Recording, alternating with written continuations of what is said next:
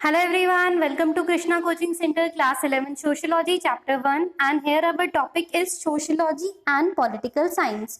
तो हमारा जो सब्जेक्ट है सोशलॉजी वो पॉल साइंस से कैसे रिलेटेड है? बेटा पॉलिटिकल साइंस से सोशलॉजी का अंधा रिलेशन है, बहुत ही तगड़ा रिलेशन। क्योंकि पॉलिटिकल साइंस किससे डील करेगा? पॉलिटिकल साइंस डील करेगा पॉलिटिकल बिहेवियर से, और पॉलिटिकल बिहेवियर जो है वो किस चीज से स्टैब्लिश होता है? वो स्टैब्लिश होता है सोसाइटी से। सो सोशलॉजी है कंप्लीटली डिवोटेड टू सोसाइटी, और उसी सोसाइटी की स्टडी पॉल साइंस के लिए बहुत ज्यादा जो जरूरी है। सो जो कन्वेंशनल पॉलिटिकल साइंस है, it is restricted mainly to the study of power as embodied in formal organisation, और जो सोशलॉजी स्ट्रेस करेगा वो inter relationship between set of institution. So simply अगर आप एक बात समझो कि पॉलिटिकल साइंस जो था वो शुरू में क्या देखता था कि कैसे आप पावर गेन करो, कैसे आप एक्सट्रीम पावरफुल बनो, कैसे बहुत सारी पावर मिले। बट जैसे जैसे समाज बदला ना, जो समाज था वो ज्यादा साक्षर होने लग गया, समझदार होने लग गया, तो वो पावर उस गवर्नमेंट को देना चाहता था, पावर वो उसके हाथ में रखना चाहता था जो उसके लिए काम करे। और अब सोसाइटी के लिए काम कौन करेगा? जो सोसाइटी को समझेगा। तो जो सोसाइटी को समझता था वो पावरफुल बनता गया, वो आगे बढ़ता गया। तो जो पॉलिटिशियंस थे या जो पॉलिटिकल साइंस था या जो पॉलिटिकल्स था, उसने इम्पोर्टेंट समझना शुरू कर दिया कि लोगों का ज्ञान जो है वो बहुत ज्यादा जरूरी है। सो दैट्स हाउ जो तीन बहुत ही महत्वपूर्ण रिश्ता है, रिश्ता किसका? सोशलॉजी का एंड पॉलिटिकल साइंस का, वो यहाँ से बनना शुरू हो गया। अब कुछ सोशलॉजिस्ट हैं जैसे कि Max Weber, he worked in what can be termed as political sociology, कि पॉलिटिक्स में आप सोशलॉजी को कैसे यूज कर सकते हो और समाज के लिए सच में वो किस तरीके से कल्याणकारी होगा। जो फोकस था पॉलिटिकल सोशलॉजी का वो धीरे धीरे इंक्रीज हो रहा है पॉलिटिकल बिहेवियर में। अगर हम रिसेंट इंडियन इलेक्शंस की बात करें तो पॉलिटिकल पैटर्न ऑफ वोटिंग बहुत ज्यादा बढ़ गया है। यानी कि अब आप देखो जो पॉलिटिकल पार्टीज एडवर्टीजमेंट वगैरह भी करती है ना, तो वो कोशिश करती है उस चीज पे चोट करने की जिसकी समाज में डिमांड है, जो इंसान सच में चाहता है। तो जो process of decision making in organisation है, सब जगह सोशलॉजी का यूज होने लग गया है। सो अब कंसेप्ट है सोशलॉजी एंड हिस्ट्री, यानी कि सोशलॉजी जैसे सब्जेक्ट का इतिहास जैसे सब्जेक्ट से क्या रिश्ता हो सकता है भाई? तो अब आप ये देखो, historians almost as rule study the past, sociologist are more interested in contemporary और रिसेंट पास्ट। एक बहुत बढ़िया कहावत है, पता नहीं आपने सुनी है या नहीं, कि हिस्ट्री रिपीट्स इटसेल्फ। जो हुआ है वो होगा, पता नहीं कैसे होगा but definitely it will happen. So अगर हम अपना इतिहास ठीक से समझ जाए ना, तो हम अपना जो भविष्य है ना वो ठीक से समझ सकते हैं। तो इतिहास में समाज कैसा रहा है, हिस्ट्री में कैसे रिलेशनशिप्स बनते थे, कैसे टूटते थे, कैसे इवेंट्स होते थे, ये सब चीजें हमारे सोशलॉजिस्ट के लिए, यानी कि हमारे सब्जेक्ट सोशलॉजी के लिए बहुत इंपॉर्टेंट हो जाता है। So history studies concrete details, और सोशलॉजिस्ट क्या करेंगे? एब्स्ट्रैक्ट टू कंक्रीट में, एब्स्ट्रैक्ट में डालेंगे फ्रॉम कंक्रीट। हिस्ट्री बताएगी क्या हुआ, सोशलॉजी बताएगी क्यों हुआ। सो इन दोनों से मिल के ही, अब हिस्ट्री की बात है, अगर हमें पता ही नहीं चलेगा क्या हुआ तो हम कैसे बता देंगे क्यों हुआ? तो इसीलिए जो हिस्ट्री का एस्पेक्ट है ना वो बहुत ज्यादा इंपॉर्टेंट हो जाता है।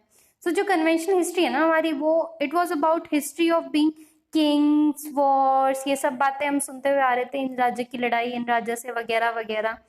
और हिस्ट्री वॉज लेस ग्लैमरस और exciting events as changes in land relatives और gender relation within the family are traditionally been less studied by historians but form the core idea of sociologist interest. अब क्यों किया? अब आप देखो, जब historians history बना रहे थे ना, तो उन्होंने यही सब बड़ी बड़ी बातें लिखी, ओ भाई ये राजा की इससे लड़ाई, उस राजा की इससे लड़ाई, क्योंकि ही वॉज नॉट, हिस्टोरियंस थे, दे वर नॉट इंटरेस्टेड इन कि हाँ एक फैमिली में क्या ड्रामा चल रहा है, कौन सी सोसाइटी, पैट्रियार्कल मैट्रियार्कल, कौन सी चीज जो थी वो चल रही थी।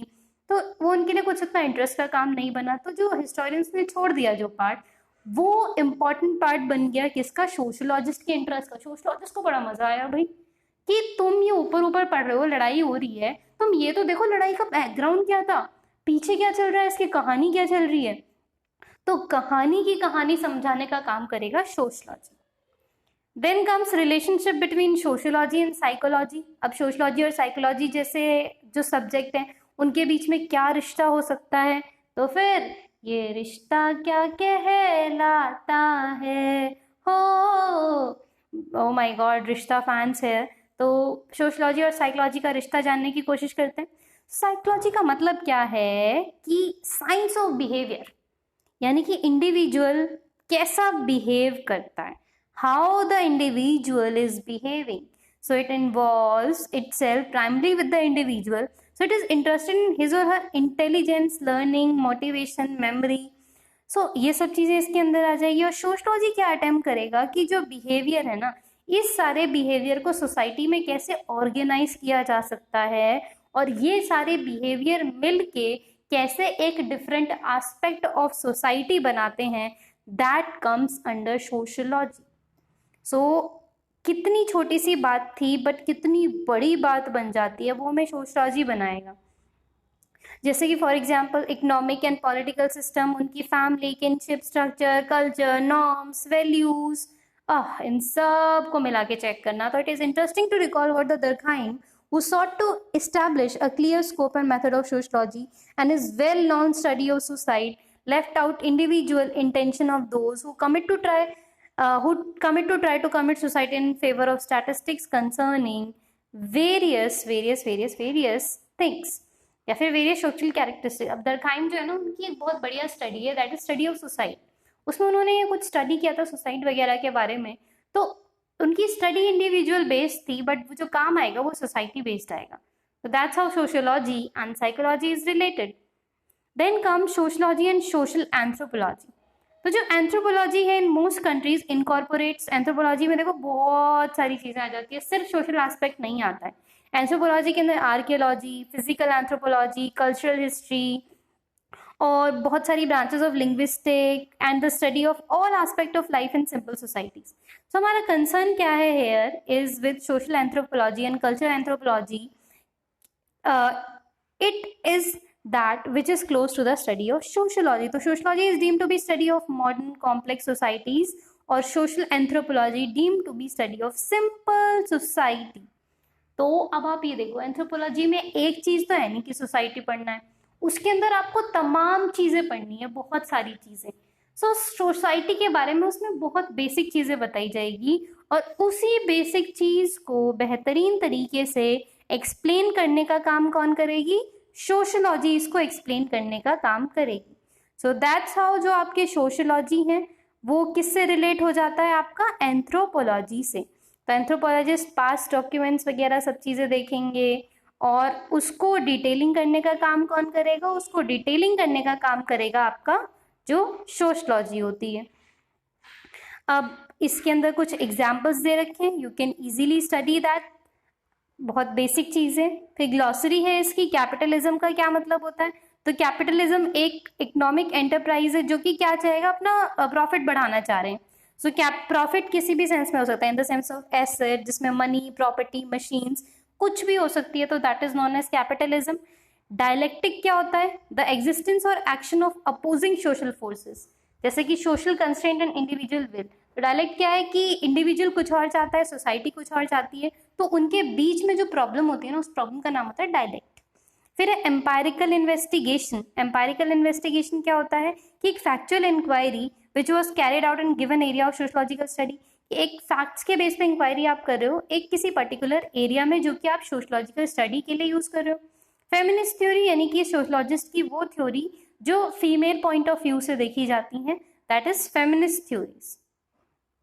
फिर है मैक्रो सोशलॉजी, वो सोशलॉजी जो लार्ज ग्रुप में बहुत ही बड़े लेवल पे पढ़ी जाती है, एंड माइक्रो सोशलॉजी जो इंडिविजुअल लेवल ह्यूमन बिहेवियर छोटे लेवल पे पढ़ी जाती है। सो मैक्रो का मतलब ही बहुत बड़ा होता है और micro means very small. Social constraint, constraint का मतलब होता है किसी पे रोक लगाना, तो a term referring to the fact that the group of society of which we are part exert a conditioning influence on our behavior। अब सोशल कंस्ट्रेंट इम्प्लिसिट भी हो सकता है, एक्सप्लिसिट भी, यानी कि सोसाइटी आप पे रोक लगा रही है, वो हो सकता है कई बार कह के रोक लगाए, कई बार वो बिना कहे रोक लगाती है। तो इसके अंदर जो सोसाइटी है उस हिसाब से आपके बिहेवियर में चेंज देखने को मिलता है, इन्फ्लुएंस देखने को मिलता है। वैल्यूज क्या होते हैं?